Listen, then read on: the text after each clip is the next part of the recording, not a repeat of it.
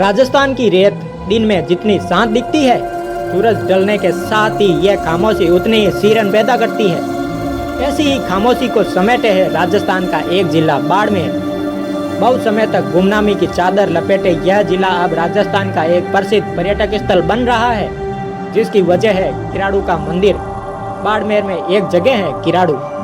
किराड़ू के मंदिर अपने अद्भुत शिल्प सौंदर्य और अपने एक लोक प्रचलित श्राप के कथानक से आने वाले देशी विदेशी सैलानियों को न केवल स्तब्ध कर देते हैं, बल्कि उनके मन में प्राचीन भारतीय संस्कृति एवं सभ्यता के लिए कौतूहल भी जगाते हैं।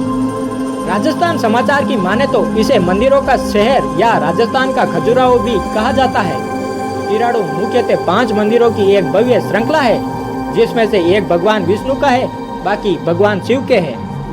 जिन्होंने बाड़मेर को घूमा है और इन मंदिरों को देखा है, वो जानते हैं कि इन मंदिरों को देखना कितना शानदार अनुभव है, जो अपने ऐश्वर्य और वैभव की कहानी स्वयं समेटे हुए है। इससे पहले किराड़कोट के नाम से प्रसिद्ध यह जगह मूलतः किराड़ वंश के राजपूतों द्वारा बसाई गई थी। 6वीं से 8वीं शताब्दी के बीच अपने ऐश्वर्यशाली वैभव के चरमोत्कर्ष पर पहुंचा है। यह शहर उस समय विदेशी लुटेरों के लिए एक किंवदंती के रूप में प्रसिद्ध था। किराड़ू पर शासन करने वाले राजपूत दरअसल चालुक्यों के सामंत थे।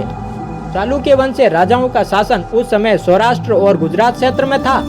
यही वजह थी कि किराड़ू पर उस समय गुजराती संस्कृति की स्पष्ट छाप थी, जो आज भी दिखाई देती है। 11वीं और 12वीं शताब्दी में किराड़ू की चमक फिर से चकाचौंध पैदा करती है, जब परमार वंशीय राजा सोमेश्वर ने किराड़ू की चौतरफा उन्नति के लिए असाधारण पुरुषार्थ दिखाया और किराड़ू के विपुल वैभव को इतिहास में समेटा। इतिहासकारों का कहना है कि इसके बाद 13वीं-14वीं शताब्दी में उन्मत्त तुर्क लुटेरों ने इस पूरे क्षेत्र को बहुत ही बर्बर तरीके से लूटा और रौंदा, लेकिन क्षेत्रीय लोगों की बातों पर विश्वास करें तो कहानी कुछ और ही नजर आती है। वो एक श्राप की बात करते हैं, एक ऐसा श्राप जिसने पूरे क्षेत्र को वीरान बना दिया। अनुश्रुति बताती है कि 12वीं शताब्दी के आसपास ही किसी समय एक ऋषि अपने शिष्यों के साथ यहाँ आए। क्षेत्रीय लोगों ने उनका स्वागत सत्कार किया। कुछ समय बाद ऋषि इस क्षेत्र का अकेले ही भ्रमण करने निकले। उनके शिष्यगण वहीं ठहर गए। थोड़े समय बाद ही वहाँ एक भयंकर बीमारी का प्रकोप हुआ, जिससे उनके शिष्यों की हालत खराब हो गई। लेकिन किसी भी ग्रामवासी ने उनके शिष्यों की देखभाल या सेवा शुश्रूषा नहीं की, सिवाय एक कुमारिन के। उस बेचारी निर्धन वरदार से जितना बन पड़ा उसने किया। देव योग से वो ऋषि उसी समय वहाँ लौटे। वहाँ अपने शिष्यों को अत्यंत चिंताजनक स्थिति में देखकर अचंभित हुए, लेकिन स्थिति समझते उन्हें देर नहीं लगी। इसके साथ ही उन्हें वहाँ के क्षेत्रवासियों की संवेदनाहीनता पर भयंकर क्रोध आया। इसी क्रोध में उन्होंने उन क्षेत्रवासियों को श्राप दिया कि इस भयंकर आपदा में भी मेरे शिष्यों की हालत देखकर तुम्हारा हृदय द्रवित नहीं हुआ, पत्थर के समान बना रहा। जाओ तुम सब भी उसी को प्राप्त हो और पाषाण बन जाओ। उन्होंने उसके बाद उस वरदा को भी आदेश दिया कि सूर्यास्त के पहले वो इस जगह को छोड़ दे, अन्यथा वो भी पाषाण प्रतिमा बन जाएगी।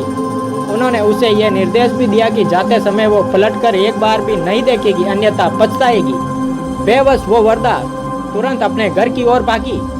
ऋषि भी अपने शिष्यों समेत वहां से लौट गए, लेकिन वो वरदा अपने सामान के साथ जब वो स्थान छोड़ने लगी तो उसके मन में ऋषि के श्राप के प्रति संदेह पैदा हुआ और उसे अपने उस स्थान के प्रति मोह भी उत्पन्न हुआ। और फिर उसने पलटकर पीछे देखा और तुरंत ही वो पाषाण प्रतिमा बन गई। बताते हैं कि पास में सियाणी गांव में उसकी पाषाण प्रतिमा देखी भी जा सकती है।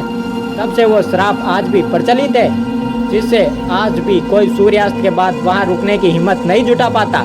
श्राप की कथा रहस्य प्रेमी पर्यटकों को आकर्षित करती है। वो उनमें उत्कंठा जगाती है कि आओ मुझे खोजो और इतिहास को महसूस करो। किंतु श्राप की कथा से इतर किराड़ू के मंदिरों का वास्तु सौंदर्य और भव्यता अद्भुत है। देव निर्मित होने का आभास दिलाने वाली प्रतिमाएं, स्तंभ मंडप और गर्भगृह न केवल इसे राजस्थान के खजुराहो की उपमा से संवारती है, बल्कि भारत के गौरवशाली अतीत की भी झलकियां दिखाती है। रहस्यमय समूह भारतवर्ष की केंद्र सरकार और राजस्थान की राज्य सरकार से यह निवेदन करता है कि वो भारतवर्ष के ऐसे गौरवशाली धरोहर का निरंतर संरक्षण एवं संवर्धन करे।